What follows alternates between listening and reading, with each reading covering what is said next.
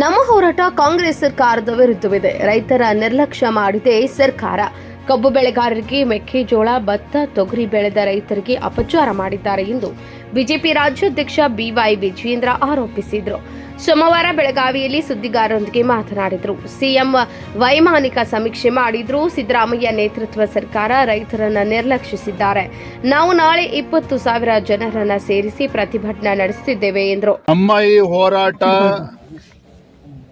ಈ ಕಾಂಗ್ರೆಸ್ ಸರ್ಕಾರ ಈ ರಾಜ್ಯದ ರೈತರ ಸಂಪೂರ್ಣ ನಿರ್ಲಕ್ಷ್ಯವನ್ನ ಮಾಡಿದ್ದಾರೆ.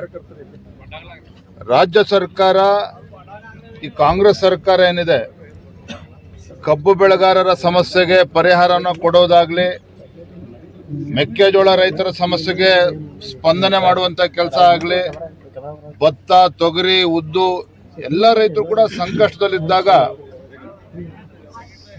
ಸೂಕ್ತ ಸಂದರ್ಭದಲ್ಲಿ ಸೂಕ್ತ ನಿರ್ಣಯವನ್ನ ಮಾಡ್ದೇನೆ, ತಡ ಮಾಡ್ದೇನೆ ಅಪಚಾರವನ್ನ ಎಸಗಿದ್ದಾರೆ. ಅತಿವೃಷ್ಟಿಯ ಸಂದರ್ಭದಲ್ಲೂ ಸಹ ಪರಿಹಾರವನ್ನ ಕೊಡದೇನೆ ಮುಖ್ಯಮಂತ್ರಿಗಳು ವೈಮಾನಿಕ ಸಮೀಕ್ಷೆ ಮಾಡಿದ್ರು. ಇನ್ ಕೆಲವು ಸಚಿವರು ಕೂಡ ಕೇವಲ ವೈಮಾನಿಕ ಸಮೀಕ್ಷೆ ಮಾಡಿದ್ರೆ ವಿನಃ ರೈತರ ಸಮಸ್ಯೆ ಏನು ಅಂತೇಳಿ ಅರ್ಥ ಮಾಡ್ಕೊಳ್ತಕ್ಕಂಥ ಪ್ರಯತ್ನ ಮಾಡಲಿಲ್ಲ. ಒಟ್ಟಾರೆಯಾಗಿ ಸಿದ್ದರಾಮಯ್ಯ ನೇತೃತ್ವದ ಕಾಂಗ್ರೆಸ್ ಸರ್ಕಾರ ಈ ನಾಡಿಗೆ 2 ತುತ್ತು ಅನ್ನವನ್ನ ಕೊಡ್ತಕ್ಕಂಥ ರೈತನನ್ನ ಸಂಪೂರ್ಣವಾಗಿ ನಿರ್ಲಕ್ಷಿಸಿದ್ದಾರೆ.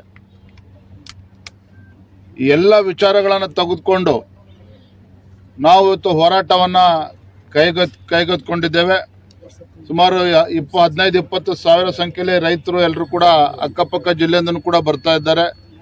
ಬೆಳಗಾವಿ ಜಿಲ್ಲೆ ನಮ್ಮೆಲ್ಲ ಶಾಸಕರುಗಳು, ವಿಧಾನ ಪರಿಷತ್ ಸದಸ್ಯರು, ಬಾಗಲಕೋಟೆ, ಬಿಜಾಪುರ ಎಲ್ಲಾ ಜಿಲ್ಲೆಗಳದ್ದು ಕೂಡ ಬರೋರಿದ್ದಾರೆ.